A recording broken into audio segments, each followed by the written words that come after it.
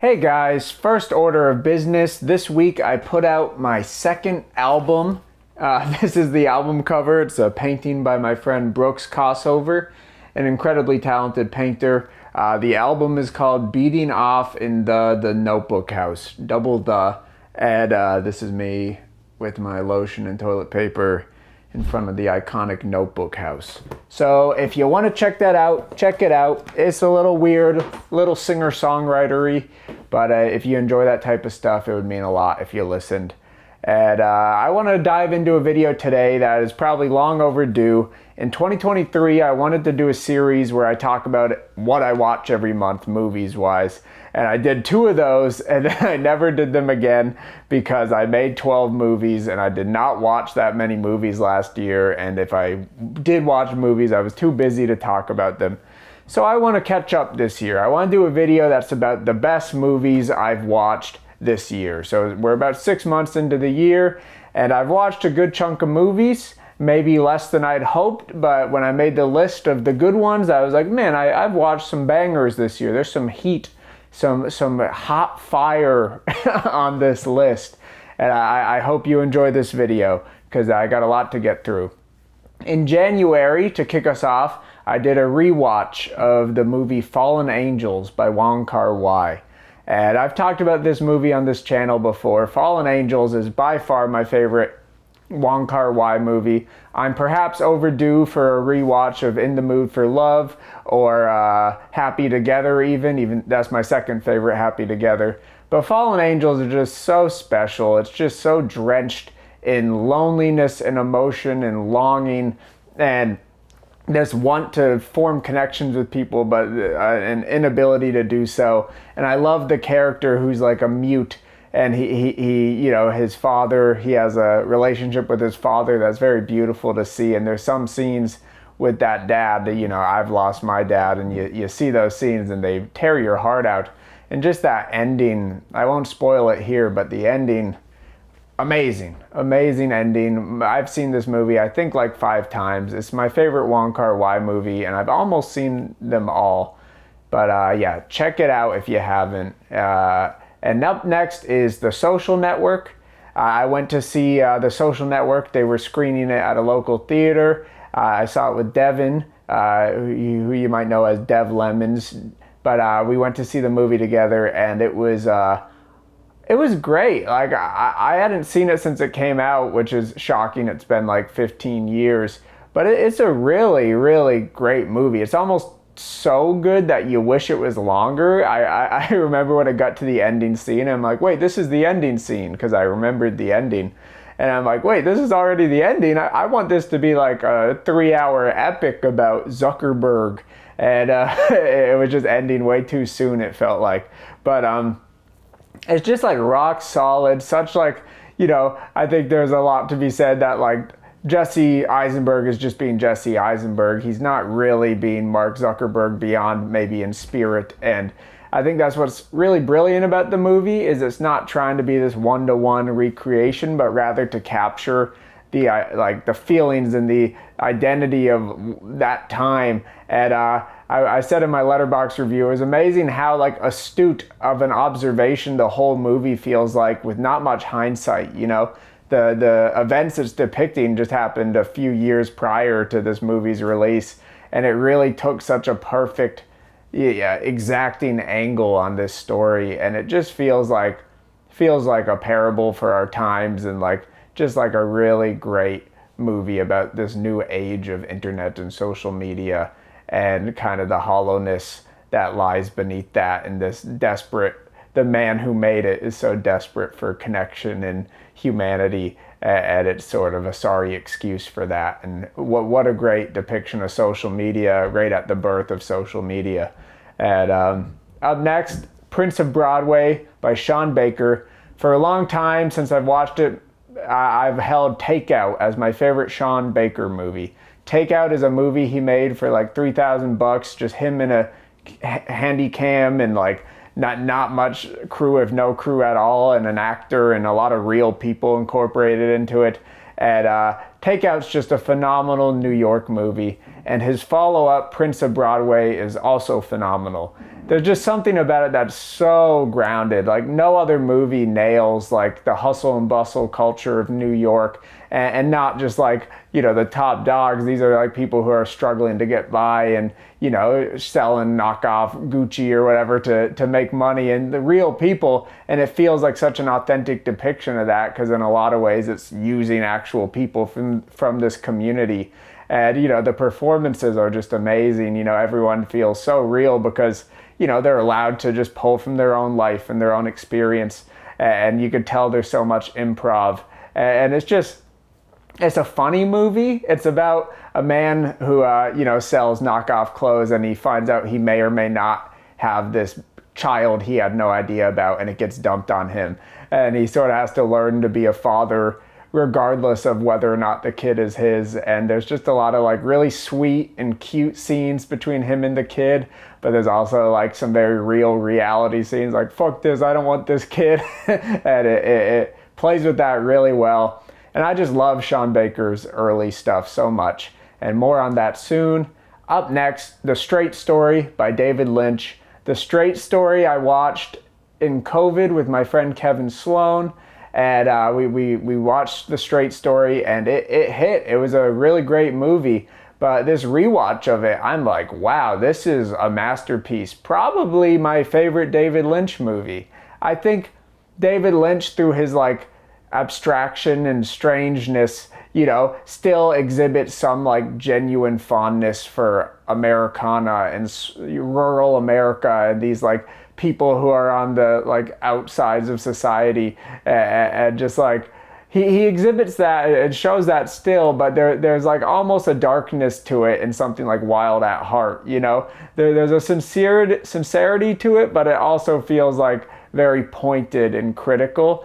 Whereas The Straight Story just feels like it's a movie he made, or I think Disney acquired it, but it's like a movie about a true story where a man rides his lawnmower across the United States to visit his dying brother. And it's just so poignant and beautiful and sincere and so patient. Like to see like the Disney like logo at the start, and then like to watch this movie that is so patiently paced and so like strange. Like there's weird scenes, like the scene with the lady who hits a deer in her car. Like that's quintessential Lynch. That would be in any David Lynch movie, even as like more crazy abstract stuff. But man, The Straight Story, oh man, the ending, one of the best endings to a movie ever. One of the best like performances ever, Richard Farnsworth. It just feels like Sean Baker, it feels like it uses a lot of real people and actors combined to make something that just feels so down to earth and real, and in a way that you don't often see in what might be a otherwise schmaltzy story or kind of ho-hum story. Here it feels so sincere and genuine, and that just carries the entire film. Next up, I already talked about this a lot, Scenes from a Marriage.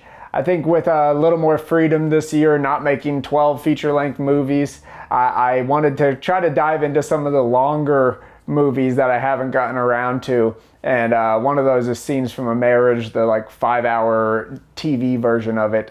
And I talked about it a lot. It's a depressing-ass Swedish movie by Ingmar Bergman. It is dark. It is dark as all hell. And yeah, just watch my video if you want more. The King of Comedy by Scorsese. I hadn't seen this. Regrettably, I'd seen The Joker, and I've heard everyone say The Joker is just the king of comedy, but not good. And that is definitely very true. The King of Comedy is just awesome. It felt like so ahead of its time. I was watching it, and the way the movie like uses cringe comedy feels like Scorsese time traveled to present day, you know? It is really like leaning on the cringe of an outsider, you know, these sort of strange characters, like maybe even like comparable to Napoleon Dynamite, you know, somebody who just doesn't quite know how to assimilate into society. And Robert De Niro gives such a cool performance that is so unlike his machismo tough guy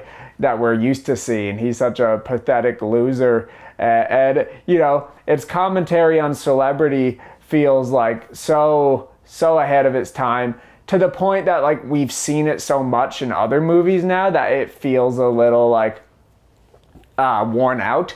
But like you have to picture that when this movie came out, like to be this critical of like the American dream, and it was still pretty radical to depict such a loser as your protagonist, and somebody who you could both laugh at and sympathize with. And I think the movie does give Rupert Pupkin a lot of empathy despite how laughable he is. And I think that Scorsese brings like some real artistry to a script that could have been a farce. He grounds it in such an amazing way. And this quickly became one of my favorite Scorsese movies, and I'll probably revisit it later in life. And up next, Blue Velvet, another David Lynch watch. We lost David Lynch this year. A damn shame. A damn shame. I almost sounded like him. I also watched the documentary about him, which was cool, but I didn't think it was that good of a documentary, The Art Life.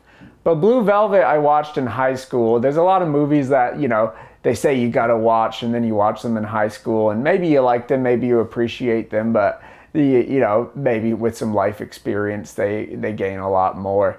And Blue Velvet was like a super cool rewatch. It's definitely a little like base level Lynch. That's how it feels to me. It feels like it doesn't go weird enough to be like, up there with like Mulholland Drive or like Lost Highway or Wild at Heart. But it also doesn't go like sincere and genuine enough to be like, I don't know, like The Straight Story or an upcoming movie I'm going to talk about. But nonetheless, it's a very strong movie, an intriguing movie that I'd say has great scenes, like scenes that etch themselves into your brain forever. And sometimes I think that's all a movie really needs to do to be worth its weight. And Blue Velvet was a good rewatch. And up next, maybe my favorite movie I've watched this year. It'd be tough. I don't know. But All That Jazz by Bob Fosse. This is an incredible film. I wanted to make a video just about it, but I feel like this is a movie you need to watch a couple times in your life to truly reckon with what it's saying and what it's pulling from you.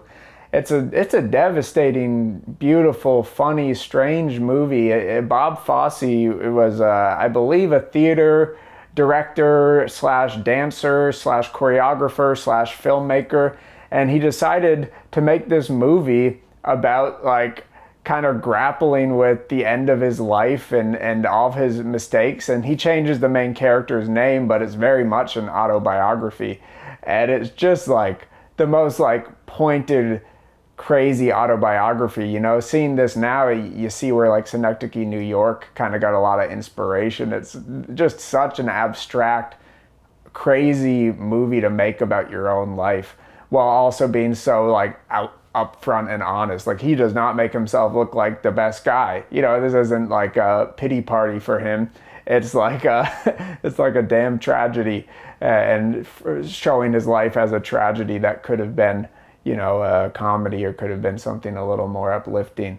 And this one really hit me. I had to sit with this one, and I haven't thought about it lately, and I feel like I need to think about it more. But All That Jazz, I heard about it for a long time, and it lived up to the reputation. Just one of the best movies I've ever seen. Crossing Delancey. Crossing Delancey's next, and this is opening up a can of worms, because Joan Micklin Silver this year has like quickly cemented herself as one of my favorite filmmakers. I just like think all of her movies are just so digestible, but also like real. And I had seen a couple. I'd seen Between the Lines, and I'd seen Chilly Scenes of Winter. And Chilly Scenes of Winter came at a time in my life that it just kicked me in the nuts. It is just like a brutal mirror held up to anyone who's maybe ever like exhibited some toxic masculine traits of like, possessiveness or jealousy or anything like that. It's a brutal movie, and across all of Joan's movies, you get the feeling that like sometimes a female writer will understand men better than they could understand themselves, and then you're shown that. And it's just amazing. And I've been wanting to do a ranked video maybe do director ranked videos. And Joan Micklin Silver is a great candidate because I've watched a lot of her movies and I want to keep watching them. But I go back and forth because I seldom will like just sit down and binge a whole filmmaker's filmography. I'll usually watch it over years. So by the time I've seen them all, like the first couple I've watched are so foggy in my brain, I feel like I can't rank them. You know, like between the lines especially, I don't really remember how I feel about that movie. And I'm like, do I really want to rewatch it to do a ranked video? I'm not that inclined. So I would like to do ranked videos, but maybe I'd have to be a little less strict and just be like, hey, I don't remember these ones that well, but this is what I think.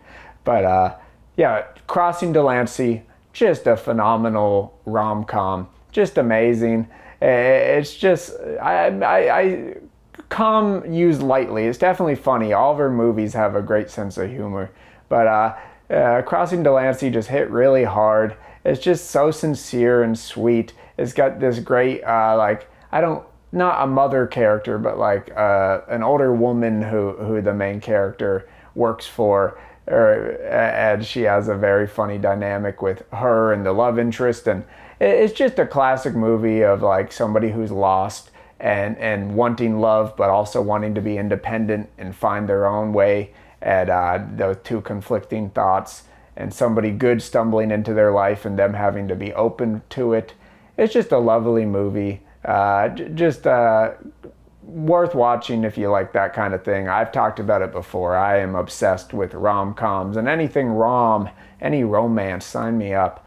And up next, another Sean Baker, his follow-up to Prince of Broadway, which is Starlet, which surprised me. It's less scrappy than like Prince of Broadway and Takeout. This one has a nicer camera. It's a little more like, has a bit more of a sheen to it than those like super handy cam, crazy, improv on the street movies he was doing. But it still has a lot of that energy and spirit. And it also has an absolutely phenomenal performance by the older woman in the movie. There's I think 80-year-old woman in the movie, and I read the trivia, and apparently she always wanted to be an actor and never did act. And then finally, in the last couple of years of her life, she got to star in this movie and just give an amazing performance. And Sean Baker is one of those directors who knows how to like cast people and knows how to get a performance out of anyone. And that's his like superpower. And it's just a great movie, a great dynamic, kind of like a buddy movie, but maybe a little more like sour than that at times, but it comes around to a sweetness. And Eraserhead, I watched Eraserhead again, another one I hadn't seen from high school. I remember going to like my friend after I watched it in high school and being like, dude, it's so fucked up. His head comes off and gets turned into a racer, just describing the weirdness of the movie. And that's kind of where it sat with me for the last decade and change. I always just am like, that's a weird movie. But watching it now, it's like so well executed. Like, this is somebody who is making their debut feature, and it is just out the gate so considered. Like, no one is letting up that it's weird. One of the big mistakes to make with like surrealism or absurdism is an actor hamming it up too much or letting you know kind of they know they're being weird. But everyone in Eraserhead plays it so straight, which lends itself so well to this unsettling tone and this like really like crushing vibe of fatherhood that weighs over the whole movie. And David Lynch apparently had a kid that wasn't expected around this time, so I think he was definitely grappling with a lot of that. And in the documentary I watched, David Lynch says that Eraserhead was one of the great joys of his life. He got like a grant, he got some funding, and just worked on this thing independently for years. He would like build sets and do this and that, and then bring the actor back in, and the actor had to keep this crazy haircut. And it just feels like an artist finally just expressing themselves so fully. And it has aged so well. It has way more of that strange David Lynchness than like Blue Velvet Lynchness. But it's just, I was surprised how much I loved it. I thought it might just be weird, but I think it's just so finely crafted and so aesthetically like sound from the get-go. And it's so impressive for that reason. And up next is Bernice Bobs Her Hair. This is a strange one. I think this was like a TV movie. It's like 45 minutes. It's also by Joan Micklin Silver, starring Shelley Duvall. And I love Shelley Duvall. Few actors come on the screen who you feel are as instantly like empathetic as Shelley Duvall. There's something about like her big eyes and like just her sweetness that you're like, this person just feels so like too pure for this world.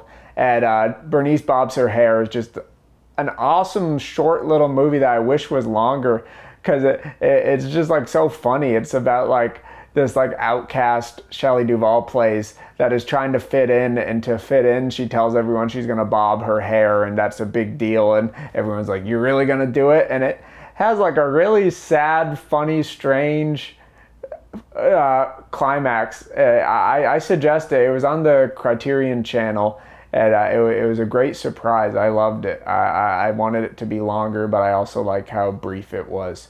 And up next, Cleaners by Glenn Barit, I think it's called, a Glenn Barit or something.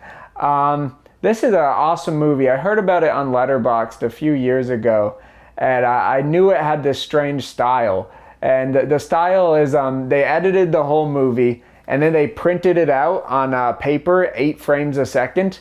And then they used highlighters to color in certain characters. So like it's like an anthology of like 6 stories, and each story has like a character whose shirt is one color, but everything else is black and white. And it's just such a cool style. It's such a tedious style. You know, as somebody who does a version of rotoscoping, I know how long it takes to even like, you know, stylize a frame and process that. And I do a cheat code essentially, but like, yeah, it's just really admirable and cool. And I think the movie beyond the style is fun. I don't think it's amazing, but the style just elevates it so much. It's got some weird scenes. One scene where a guy circumcises himself in front of his bullies, you know, because it's a cultural thing where if you're not circumcised, you're a freak in the Philippines. I think that's where this was made. But like, man, it was a weird segue, a weird moment, but the ending to this movie is just like a burst of energy that is a miracle. It feels like a really special, like truly independent movie that these people made, and a one of a kind movie, even if the story and like the characters and stuff aren't all there for me. And up next, Raising Victor Vargas by Peter Solet. This was a huge surprise. Sometimes I'll go on the Criterion channel and just choose something at total random and be like, let's give this a try. And I saw Raising Victor Vargas. I'm like, I haven't really heard of this. And it's like a somewhat independent, I think it had like some backing, but it's like a pretty small budget movie about like a Hispanic community in New York. And it just feels so accurate to its time in a way that Sean Baker really captured New York City. I feel like this movie really did too. The performances are wonderful. You know, it's a bunch of, you know, first-time actors or lesser-known actors, and they give really grounded or believable performances. And it's just about, you know, love, two young people who are troubled trying to fall in love, and it's about this like this grandma who's like way too strict on her grandchildren that she's like the caretaker for. And there's so many great dynamics in this movie, and I was just like gripped by this movie. It was really just a surprise. And I think the director like went on to make like Nick and Nora's Infinite Playlist, and I've never seen that movie, but just by how good this movie was, I want to watch that movie now, because I don't think the director's done too much else. But this was an amazing like debut feature. It's really a great movie. Up next, I rewatched House by Obayashi, the famous horror movie. I watched this in college, maybe in a college class we watched it. And you know, this is one of those movies that people talk about like, oh, it's an acid trip, man. You're not gonna believe what you see, man. This movie's like taking drugs without taking drugs. And yes, it is a very strange movie with some pretty surreal imagery, but I don't think it's that weird. Like, I think it's like, it establishes itself from the get-go as like this hyper stylized, strange like story about these schoolgirls going to this like haunted mansion essentially. So you kind of know what you're gonna get. You're gonna get some kooky, crazy visuals and awesome effects, like super cool effects for the time. Super they had to, what's the word? They had to really craft a lot of these effects. They feel handmade, and it's super cool. But I watched this because I've always wanted to get into Obayashi, who directed it. I think all I hear is that like House is great and like a cult classic and is most famous by far, but everything else he makes by like his diehard fans is like so much more emotional and like just as experimental, but in like a more like purpose-driven way. And I really want to get into his stuff. There's a lot of movies by him I want to see. So I hope to start watching them soon. I'm so scattered with my movie watching. I'll watch a rom-com one week, then like a movie in the theaters that just came out, and then I'll jump back to 1940s Hollywood, and then I'll jump, I never really stay on track. So I'll try to watch some of his other movies soon. And maybe if I do another video like this, you'll see more Obayashi. Next up, I watched Amadeus, one of those movies I've had on DVD since I was collecting DVDs as a kid. I bought all the best picture winners that I wanted, and I've had this forever, just never watched it. It's like 3 hours almost, so it's hard to like commit yourself to those movies and be in the mood. But I'm like, I had a weird feeling. I'm like, I gotta watch Amadeus. It's awesome. It's just like a fun movie. It's weird how fun it is. Mozart in the movie is such a goofball. I wasn't expecting what a dunce he kind of is. It's not a very flattering depiction of him, but it also makes him out to be a genius. And Salieri, this jealous older composer, is such like a crazy good villain, but also anti-hero, because it's sort of told from his perspective the whole movie. And I really love this one. Everything is so grand. This is back when they pumped money into a movie, this is what it would look like and feel like.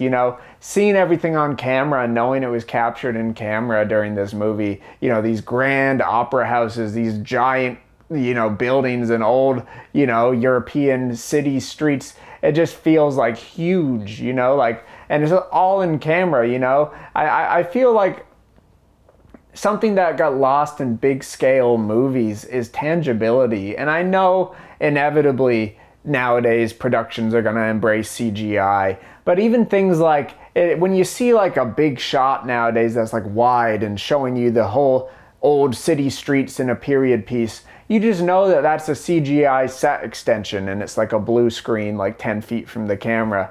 And same goes for, crowd shots. You're okay, how many of these crowds are actually real people? Back in the day, it's damn, they gathered hundreds of people to fill this theater, and thousands of people maybe. And then you watch a modern movie and there's no tangibility. You just know it's not real. And, it works to the purpose of the image, but it doesn't feel like a real image. It feels like a crafted image in a way that is less real. You're these aren't real people here. And of course, practically it makes more sense sometimes to go the CGI route rather than build a real city street, or even make a really detailed painted backdrop that's 100 feet tall, anything like that. But man, something is lost, because Amadeus, watching this, I'm just God, everything's so tangible and real, and in the what you see is what hit the lens. And that's something you just don't have the trust for anymore with big movies. And that lack of trust, it kind of loses so much magic. And that's a shame. Up next, I went to see The Elephant Man by David Lynch. There's only a few David Lynch movies I haven't seen. This is one of them. And I think I haven't seen Only Fire and Walk With Me. I haven't watched any Twin Peaks. Everyone tells me I should. It's hard. It's oh, you got to devote 20 hours. If you do The Return, you got to devote 40 hours. So it's a lot of homework you got to do. But I do want to watch Fire and Walk With Me and at least the first 2 seasons of Twin Peaks, eventually Twin Peaks. But I watched The Elephant Man, and this one is always kind of considered one of his masterpieces of many, but also kind of another The Straight Story, where it's a little less Lynchian. And I think like Lynchian is not limited to the weirdness. You know, the weirdness is a delivery system for all these genuine like feelings I was talking about for like the outcasts of society, people who exist on the outside, people who society kind of shit on. And The Elephant Man is just a beautiful, empathetic movie about a real life man. And I looked up images after the movie, and I didn't expect how accurate the prosthetics were. But yeah, this poor guy had such defects that made his life really, really hard, harder than you could even imagine. And this movie depicts him in such a sweet way. Who is it? Is it John Hurt? I think, maybe, is playing the Elephant Man. And God, he is just so heart-wrenchingly sweet. He's such a kind man. And there's hard scenes to watch. People just being brutal and abusive and assaulting him and assuming the worst about him. And I walked out of this movie. I saw it in theaters. They were showing it, and I walked out and I was just silent. Sometimes movies make me small. You know, sometimes I leave a movie and I just feel like I'm just like so caged up in my emotions because it just put me through so much. And the end to this movie is just devastating. And this one will be due for a rewatch for sure. And it could be one of my top 3 Lynch movies. This, The Straight Story, maybe Eraserhead. I'll have to give it a good think. And up next, Chlorine Kills. This is a movie by Dan Lotz. Dan Lotz is a filmmaker friend of mine. I made Love Celeste with him last year. A very talented filmmaker who's made dozens of movies independently and releases them on his YouTube. And Chlorine Kills is like this long fabled movie that he's been working on. His first movie he released was called Chlorine, and it was an improvised like hitman movie. And Chlorine Kills is this sequel, long-awaited sequel, and it has a very troubled production because sadly Dan lost his father in the middle of making the movie, and this was like set to be a big father and son movie. You know, his dad is the other main character in the story, and sadly, yeah, his dad lost his life in the middle of the movie, and they had to pivot. Dan was put in this hard position where he's like, we've shot like half a movie. Do we scrap it or do we find a way to tell this story? And I think watching this movie, that's what the driving force, it kind of is this irony. And I've talked about this with Dan, like it happened with me and Pretend That You Love Me, that real life unexpected tragedy adds layers to your art that you could never even like put in there yourself. And this is just like a beautiful movie about like about loss. It's about like losing somebody too soon. And I almost think the hitman plot line, the overarching hitman plot line, is the least interesting part of this. There's like an emotion underneath every shot and scene as you're like wondering like, oh, I wonder if this was shot before or after, and how this movie was salvaged is so interesting. And yeah, one of Dan's finest movies, definitely worth checking out. And up next, The Human Condition, No Greater Love by Kobayashi.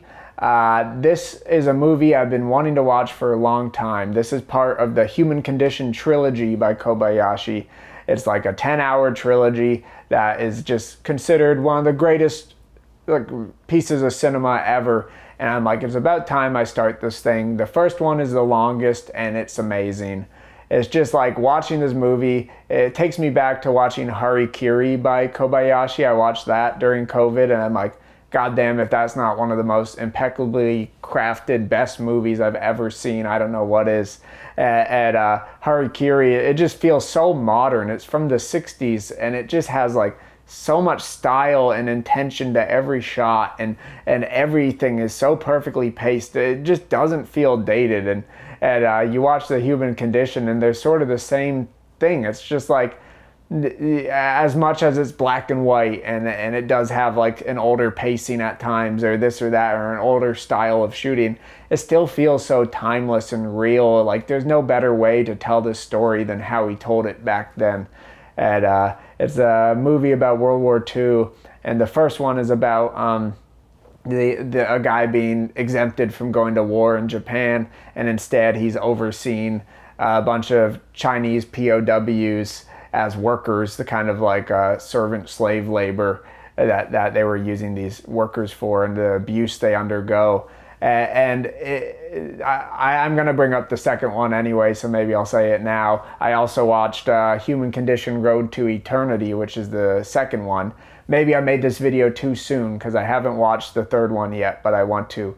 But the second one's the same thing, but this time he's a soldier in the war, and it's just like this heavy critique of, the Japanese military and Japanese bureaucracy, and just like war and bureaucracy in general, and how inhumane it is, and how we go around humanity in order to get to our evil. And like if you have somebody shoving humanity in your face, can they stop that evil, or can they postpone that evil, or shake it out of you? And this main character is just like such a proponent of these things. And like to have a movie made like I think like 10, 15 years after World War II, and have it be so critical of your own country, and have it be critical of how people conducted themselves in the war.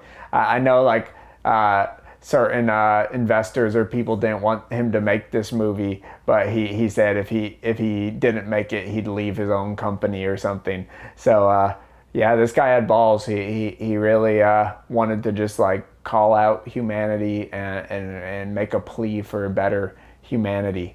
And I want to watch the third one, but both are exceptional. I think I like the first a little more because the second, it's the same themes. It's a different setting, but it feels the same. This guy's standing up to authority and getting like shut down, and it feels hopeless until like people take his side. Both movies kind of undergo that arc, and the first one just felt a little fresher for that reason. Up next, I saw Friendship in theaters by Andrew DeYoung. This is the Tim Robinson, Paul Rudd, A24 comedy. And man, this is a great movie. This is one of the best like comedies in a long time, just because it feels so singular. It really feels like a comedy coming from that Tim Robinson, Connor O'Malley wave of Carmen Christopher wave of comedians that we have online making stuff, and then Tim Robinson, of course, has I Think You Should Leave. And for me, this just worked exceptionally well. I think it loses steam at like the end of the second act and into the third act, but it brings it back for a great finale. But so many great bits and gags, and this like designing this movie from the ground up for Tim Robinson's character he plays is so perfect, and everyone gives such grounded performances for him to bounce off of and be this lunatic. And it was just fun. Saw it with friends and we were laughing. It's a great watch with friends. I really like the style of shooting it in like this A24 aesthetic that has like overtaken movies. I saw a lot of like people not liking that online, people being like, why is this shot like an Ari Aster movie, or why is this shot like, a horror movie? But I think it gives it so much strange, unsettling ground to build on. I don't want to see this movie shot like a polished Hollywood comedy. I don't want to see it shot like a I Think You Should Leave episode.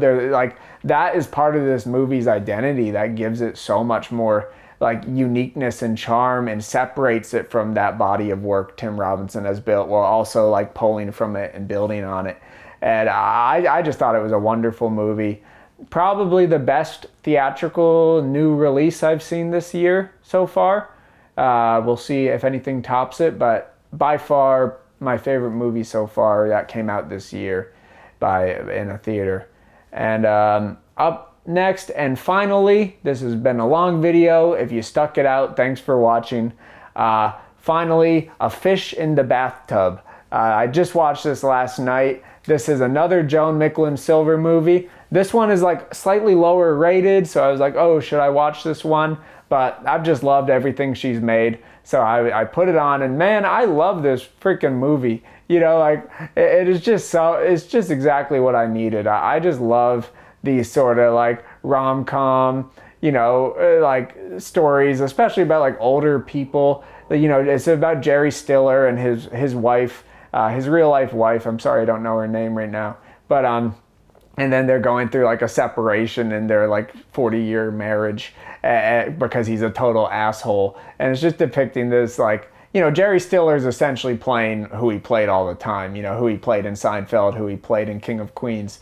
But he's just a curmudgeon, a loud curmudgeon who can't see through his ways. But there's just such a realness and sweetness. And I like all the B plots. There's a bunch of like side stories where like Mark Ruffalo plays a guy named Joel. That was fun. You know, add that to the list of Joels in media. You got Eternal Sunshine, Last of Us, and A Fish in the Bathtub. I just love Joan Micklem Silver. This wasn't written by her, but it still has a lot of her trademarks. It's like very much a script she might write, because all of her movies sort of like depict these asshole men who get their comeuppance because they were just too mean to women who didn't deserve it. And I feel like that this movie kind of is that, but it has a sweeter ending than some of her other movies.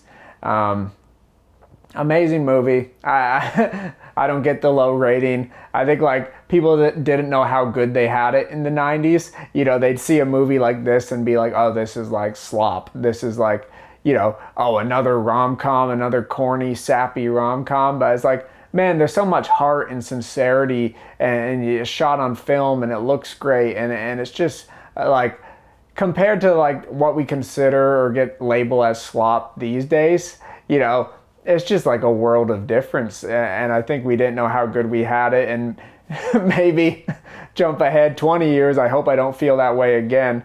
You know, I hope AI doesn't take over and I'm like, man, we didn't know how good we had it with Free Guy. You know, at least Free Guy was made by people in a computer, and people actually like put in work, and CGI artists. Nowadays we're on fucking Avengers 45 because they make them in 5 minutes and in ChatGPT, you know. I hope I don't feel that way in 20 years. Maybe all of history is feeling like you don't know how good you had it until it's gone. But that's a sad thought. So I don't want to think about that. Art will prevail. People will prevail. People will keep making things. And I'm letting that hope guide me. And I've enjoyed the things I've watched this year. Mostly good movies I've watched. Some that didn't really land for me. Some that were okay. Some I almost talked about in this video, but I didn't really have anything to say. But this was the best movies I've watched this year so far. I hope you liked this video. Maybe I'll go back to a monthly format. I'm not sure how many movies I'm going to watch. Excuse me, each month as I gear up to do a big project. But maybe I'll just do another update at the end of the year. I don't know. But I love you guys. I hope this was interesting. I hope you check out some of these movies, and if you've seen them, I'd love to hear your thoughts. Give me some recommendations. I always love recommendations. I have a never-ending watch list, both up here and actually on Letterboxd. But more the merrier. I love you guys. I love movies. I hope you're having a nice week, and look forward to stuff. I don't know.